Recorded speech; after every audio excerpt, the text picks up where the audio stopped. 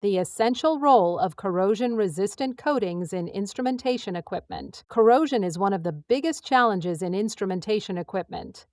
When left untreated, corrosion can significantly reduce the lifespan of instruments, leading to costly repairs and even equipment failure. That's where corrosion-resistant coatings come in.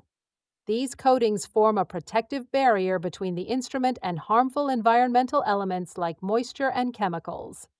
By preventing corrosion, they help ensure that equipment performs reliably over time. There are various types of corrosion-resistant coatings, including organic coatings, metallic coatings, and conversion coatings.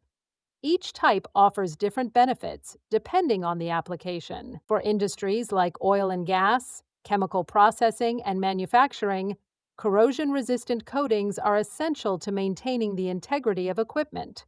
They not only extend the lifespan of instruments, but also help maintain accuracy, reduce downtime, and lower maintenance costs. In summary, corrosion-resistant coatings are crucial for protecting instrumentation equipment and ensuring its long-term reliability.